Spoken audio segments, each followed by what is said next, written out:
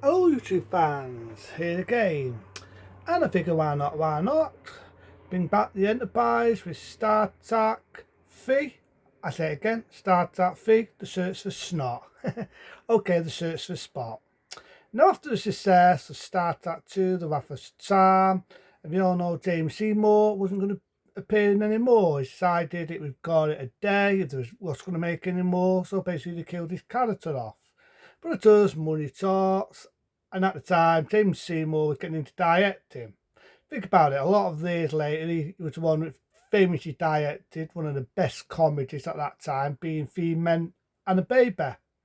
So James Seymour weren't going to go in more into directing, and he decided to direct the third Star Trek film, even though he wasn't going to do it. But they begged, money talked, they was dead without Dr. Spock, Star Trek movies will not be made, and so on. So they offered him a big role, a big pay pack. He decided to go for it. So not only would he have a bid would appear nearly at the end of the film, but he would also have to look to directing this film. And admit, James Seymour may rest. Really does a good job as a director. He really does the talent as a director, as well as appears at the end of this film. So you still got the tape music what was used from The Wrath of Time. I gotta admit, I do prefer the music from the motion picture, but compared to the fourth one, which I felt was a bit, the music I actually like. And you've got tapped into a gameplay by William Shatner in order to William Shatner's feeling sorry for himself, he's cheering over Dr. Spock. All the way through the film, Dr. Bones is acting funny, he's acting strange, and this is how they bring our mate Dr. Spock back. You do get the Chingons in it, which I almost forgot to say in the review of the first Star Trek. They were in it. They were in it. They slightly made them different, and in this, they made them even more different, and they must have liked it because they stuck to that right through the films, right to Star Trek The Next Generation. They had a Chingon in it, and so on. You got one female Klingon who self-sacrifices herself to kill the others, the other humans, that is. And you think one of the main villains you've seen before, think of Chuck from Back to the Future. He's the head Klingon in this. You've got a few actors who are sadly no longer with us. You've got one, you remember, Robotop. I fucking love that guy. You know what I'm on about. He's in the film and so on, and so on. They're all achieving, but they wanted to get rid of the Enterprise. They want to bring in a new Enterprise. It's outlived itself, and they promote our mate Stucky to run this new Enterprise.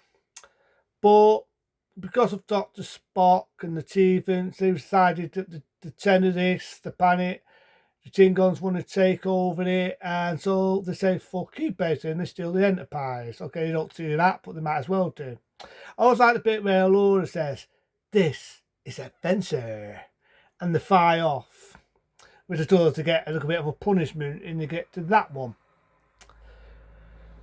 You do get back Dr. T-Sturt's son. For some reason, the mother doesn't appear. It's just that hard one to watch this now. As we all know, the actor sadly passed away, XAV positive. He sadly passed away of AIDS. I always remember him Fight Night Part 2. It's that Charlie Brewster's mate. Where he does come to this. It's an hard one to watch now, because we all know the character gets killed in this. You do get the Falcon Woman, but as you know, it's not Kirstie out there. At the time, she was doing Runaway with Tom Selleck. Damn good film if you've never seen that. So, and there was a lot of rumours why she didn't appear in it. She wanted more money. There was rumours of that. There was rumours she didn't get along with the producers, and so on. There's a lot of other rumours. So she ended up doing Runaway, like I say, with Tom Selleck. Damn good film. I'll probably review that again one day around the road. It's a good film, that. So they end up on the planet. You've got our mate who's the thing. You've got a new actress as the Falcon Woman. The Klingons tats are them. You've got Spock, but a little boy Spock. And every 2 minutes he's changing from a baby. He's changing. And I'm always wondering whether James Seymour or the producers saw the film with Jeff Bridges. And if people want to know what that film is, think of Starman. Because it's very funny how they both come out the same day. So you've got the Tinkons, they're holding them pissing, or they're going to sacrifice the woman to get what they want, but our main lad, being Captain T's son, has a fight. Big mistake, this is a fucking Tinkon. He gets stabbed, gets killed. So Captain Sturt's fine. I just love the performance in this. You feel for the character. He falls on the floor in shock and then he gets emotional. They killed him. They killed my son. Then he's showing anger, he's showing emotion. A damn good performance by him, Satner. Damn good performance.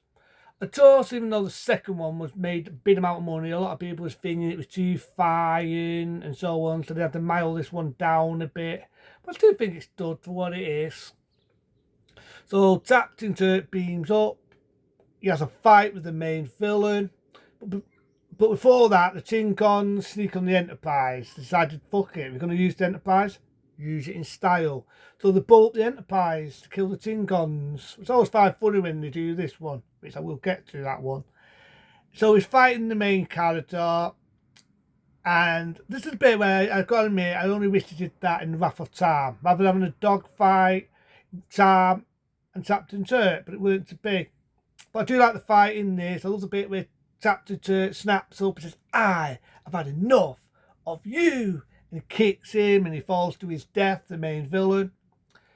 Again, Dr. Spock is changing. There's a funny bit where Tingon goes near him and he's changing and he has sort of strength and it falls the fucking one of the Tingons on the ass. So they get an award, they meet the father of Dr. Spock, the mother and so on. Dr. Spock now turns into James Seymour at the end. I do love the bit where Dr. Bones said, you got into me and messed with me. I do like the bit where the chain's over. And I always like the bit where Dr. Spock says, you will always be my friend, and so on. To my mate, Captain T. Turk, again played by William Shatner. So, it ends like that. I told you had to wait 2 days later for this one. But search for Spock. Search for Spock. What can I say about it? It's a dud. Like I said again, James Seymour's Dr. Spock does a good directing role. Again, like I say, a lot of people felt Wrath of Time was too violent, so they had to soften it down a bit. It does have its moments, but compared to Wrath of Time, the leech is going in his, Di's getting the throat slit and any of that. But I do think it's started good. I like the fact that they alter the Tinkons to make them a lot more different. I like the main villain in it. Damn good actor. What I was going to say? Fuck it. I'll give it points. A 15-star rating for me. It's a damn good. It's good to see the two come back. I like the fact that the other bit where Laura says, this is that Fensor. Then they're making out the past the prime date, which is understandable. They were getting a lot older when they did this. But I still think they do a good performance. I love it's sad, it's heartbreaking. I almost said love, but I won't. It's heartbreaking to see the Enterprise get destroyed, but it went with a bang. I always love the bit where Ian Sattler says to Captain Turk, as they say, ça suffit. I always love that. That's a funny line. So yeah, again, I give it a 15-star rating. But to them, be smart, be safe. See you later.